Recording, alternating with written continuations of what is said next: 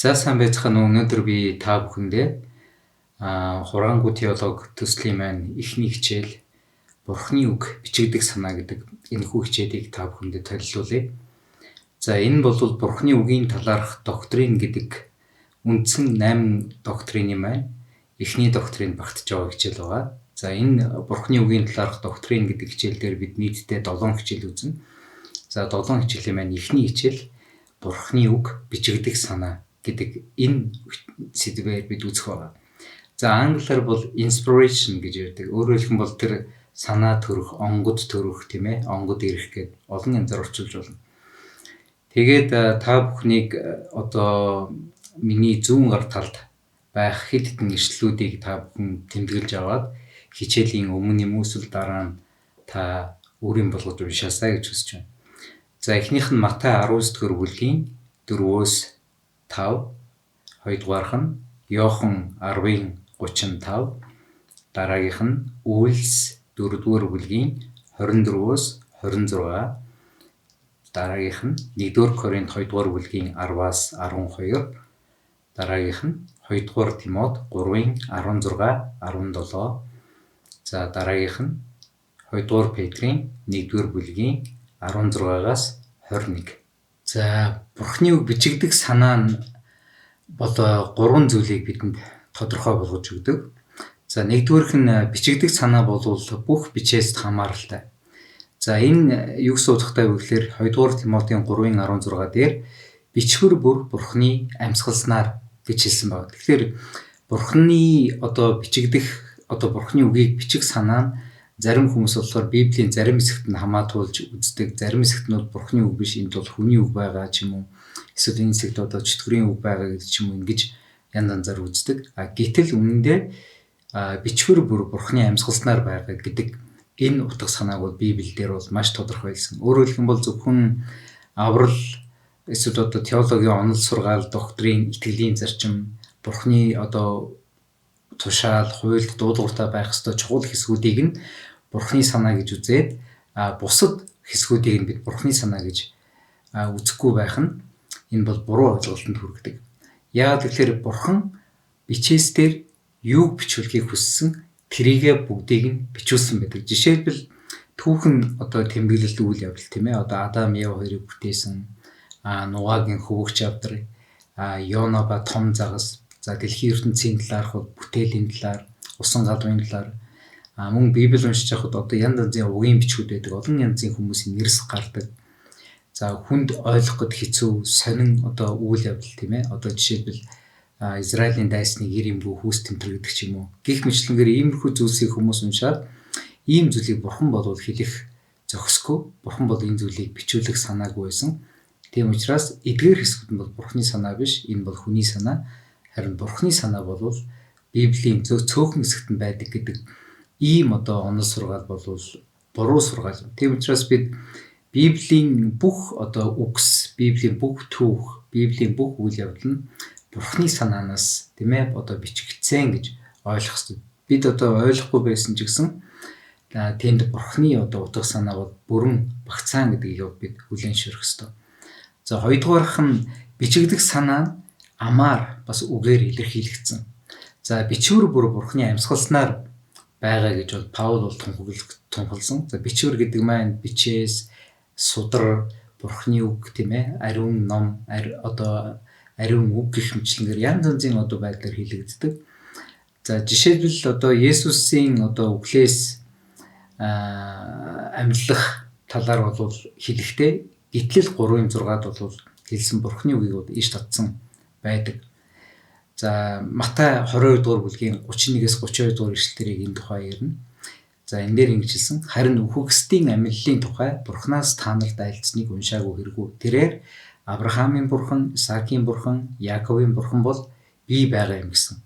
Тэр үхэгсдийн бус харин амьдын Бурхан гэж хэлэхдээ Есүс Гитлэл 3:6-аас иш татаж тийм ээ тэр үгийг бол тунхагласан байдаг. Тэгэхээр бичээс гэдэг дээр зөвхөн Есүсийн хэлсэн үгээс гадна хуучин гэрээнд гэсэн бичигдсэн түүхүүд, үгсүүд ч гэсэн Бурхны үгэнд бол байгаа. Тэгэхээр Есүс тэр үгийг бол амаараа өөрөө үгээр илэрхийлснээрээ бичээс болвол Бурхны одоо хүслээр бичигдсэн гэдэг бол илэрхийлж байгаа. За жишээлбэл Илч Паул Авраамийн өв залгамжлагч нэг юм а гэдэг зүйлийг бол хэлсэн Галатын 3:16 дээр тийхүү амлалтууд нь Авраамд болон үрд нь айлдагцсан гэсэн. Өөрөөр хэлэх юм бол тэр үрст гэж олонний талаар хэлээгүй, харин ганцын тухай чиний үр удамд гэж айлцсан. Тэр бол Христ мөн гэж хэлэхдээ энэ дээр Эхлэл 12:7 дээр хэлсэн одоо үгийг бол Паул шууд иш татсан байна. Энэ дээр бол юу гэсэн бэ гэхээр эзэн Авраамд үзэгдэн би чиний үр удамд энэ үгийг өгөх болно гэж айлдав. Тэгээд Авраам өөрт нь үзэгдсэн эзэн зориулан тэн тахилын ширээ босгожээ гэсэн. Тэгэхээр хуучин гэрээний одоо хэсэг, шинэ гэрээний хэсэг бүгдээрээ одоо Бурхны хүслийг бол хүний амаар, хүний үгээр тодорхой бол батлан хэлсэн байдаг. За бичигдэх санаа нь бол хамтын буюу ариун сүнс ба хүн гэсэн хоёр одоо хос бичигчтэй гэж бол Библийг бид үздэг. За Библи зөвхөн одоо Бурхны санаагаас гадна тэр Бурхны санааг одоо бичигч нь бол хүн байгаа.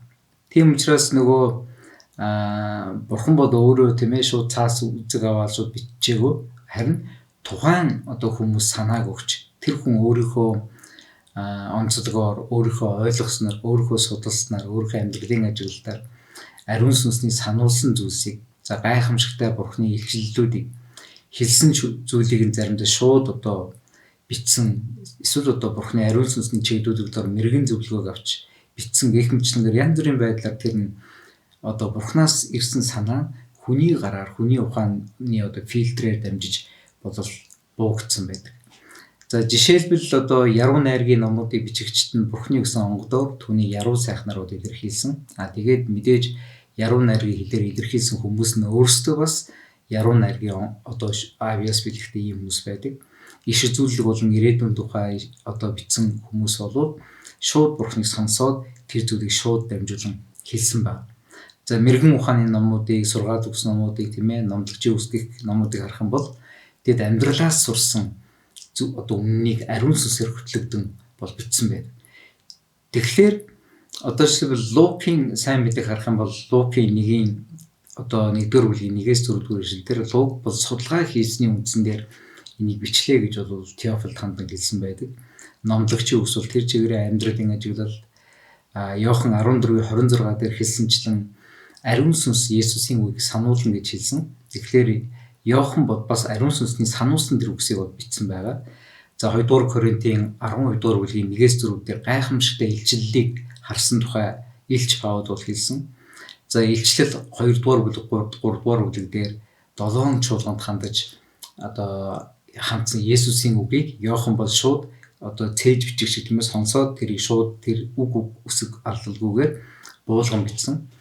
За ариун сүнсний чиглүүлэгдээр мэрэгэн зөвлөгөө өгсөн тухай 1-р Коринтын 7-гийн 25-аас 26, 39-ээс 40 дээр Илч Паул бичсэн ба. Тэгэхээр Бурхан одоо өөрийнхөө санааг хүнд өгөөд хүн тэр санааг нь цаасан дээр буулгахдаа ариун сүнсний чиглүүлэгдээр бичсэн учраас бичээсэн бол ариун сүнсний одоо нөлөөллөөр бичигдсэн гэж бол бид ойлгож байна. За энэ тухай 2-р Петрийн 1-р бүлгийн 21-р ишлэлээр нэг ч иш зүйлийг хизээж хүний хүслээр гарсангүй, харин ариун сүнсээр хөтлөгдсөн хүмүүс Бурханаас айлтжээ гэсэн. Тэгэхээр Библи маань одоо 40 гаруй одоо хүмүүсээр бичигдсэн байдаг. Тийм ээ, өөрөөр цаг үед амьдарч байсан, өөрөөр ажил мэргэжлтэй хүмүүс. Гэхдээ эдгээр хүмүүс өөрөөсөө санаагаар бичээгүй, харин ариун сүнсний өгсөн санаагаар өөрөөсдийнхөө тийм ээ онцлог, өөрөөсдийн теологийн байр суурь, өөрөөсдийн бичлэгийн төрөл жанраар тэдгээр зүйлийг илэрхийлэн бичгтээ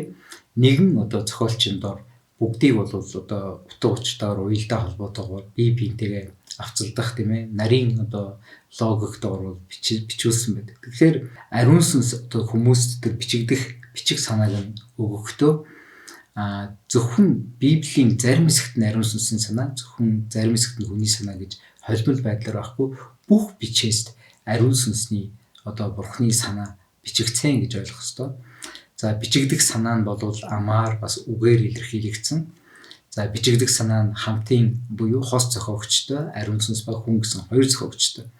Тэгэхээр бичээсийг одоо inspiration буюу бичигдэх одоо Библи бичигдэх санааны талаар бол дөрвөн төрлийн буруу ойлголтууд байдаг. Эхний буруу ойлголт нь Библи бол зөвхөн хүний бүтээл, ариун сүнсний удирдлага санаа бол байгаагүй. Тийм учраас одоо энэ Библийг бол юр бусын ном гэж үзэх шаардлагагүй. Зүгээр нэг уран зохиолын ном, шашны ном гэж үзэх хэрэгтэй гэж зарим хүмүүс ярьдаг. Энэ бол буруу үзэл. Яагаад гэвэл ариун сүнсний удирдлага чиглүүлэг дор бүх одоо Библиуд бичигдсэн. Бидний ойлгохгүй байгаа зарим эсрүүд ч гэсэн бидний уншаад энийг бурхан бичүүлсэн гэж үдэ гэж хэлмээр байгаа. Тэр хэсэг ч гэсэн бурханы одоо санаагаар бичигдсэн учраас Библи нь бурханаас ихтэй эрх мэдэлтэй ном гэдгийг бид хүлээн зөвшөөрөх ёстой. Хоёрдугаарх нь Библи бол зөвхөн бурханы бүтээл гэж одоо ярьдаг ийм буруу сургаал байдаг. Өөрөөр хэлбэл хүний оролцоо байхгүй, хэрвээ хүн оролцсон бол алдаатай ном болно гэж үздэг. Гэтэл зохиогч нь бол бурхан. Тэр зохиогчийн өгсөн санааг буулгасан бол хүн учраас энэ бол алдаа мадаггүй 100% бурханы үг байна. За 3 дугаарх буруу одоо ойлголтууд Библи бүхэлдээ үнэн зөв биш. Зөвхөн зарим хэсэг нь үнэн гэж одоо үздэг хүмүүс байдаг. Өөрөөр хэлбэл энэ хүмүүсийн үзлэг Библийн зарим хэсэг нь бурханы үг, зарим хэсэг нь зүгээр л түүхэн баримт хүний үг учраас тэдгээрт итгэх шаардлагагүй гэсэн ийм одоо үзэл байдаг. Гэтэл Библи бүхлээр бурханаас одоо ихтэй, бурханаас тэр санаа нь гарсан, бурхан тэр санаагаа өөрийнхөө одоо хүмүүсээр дамжуулан бичүүлсэн учраас Библи бол бүхлээрээ бурханы эрх мэдэлтэй үг юм аа. За Библи дөрөвдүгээрх нь Библи бичих санааг ариун сүнс өгсөн ч яг бичигдэхдээ өөрөөр буусан гэж зарим хүмүүс буруугаар тайлбарладаг. Өөрөөр хэлбэл санааг нь бурхан өгсөн үнэн. Гэхдээ хүн тэрийг буулгахдаа буруугаар болгосон гэж. Гэтэл Библи бол 100% бурханы санаа. Тэгээд 100% бурханы санаа тэр чигтээ буусан байдаг юм аа. Тийм учраас бид бурханы үгийг бичих санаа хаанаас ихтэй юм бэ гэвэл энэ бол бурханаас ихтэй. Тэгэхдээ бурхан энэ санаагаа бүх Библиэд бол багтаасан. Библийн бүх хэсэгт Эхлэл номоос Илчилт ном хүртэл 66 ном бүхлээрээ бурханы санаа. За энэхүү санааг бурхан амаар тийм ээ бас үгээр бичмлэр одоо бичгийн хэлбэрээр илэрхийлсэн. За энэхүү санааг бас бурхан ариун сүнс ба хүн гэсэн хос зохиогчтой Библийг бичүүлсэн гэж бид ойлгох ёстой. Тэгээд бүгдээрээ дараагийн хичээлээр илүү сонирхолтой, илүү тийм ээ одоо баталгаатай зүйлсийг үзэх болно. Тэгээд хичээлийн эхэнд та бүхэнд хэлсэн тэрхүү Библийн ишлүүдийг та бүхэн уншаарай.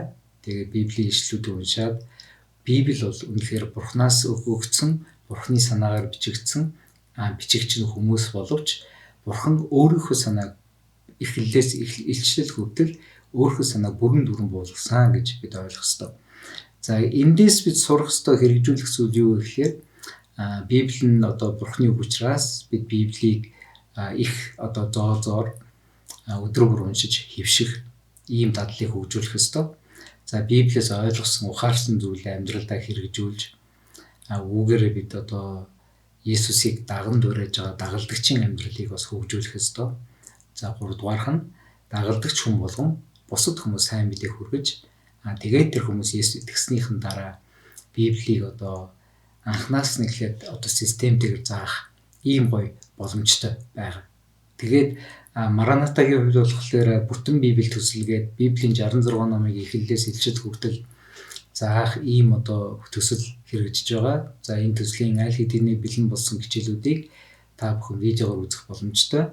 Тэгээд эзэн та бүгдийг үнэхээр тэр бурхны үгийг судлах явцад үнэхээр өөрийнхөө мэрэгэн ухааныг өгөх болтугай гэж хүсэж байна. Эзэн та бүгдийг ивэх болтугай. Баярлалаа.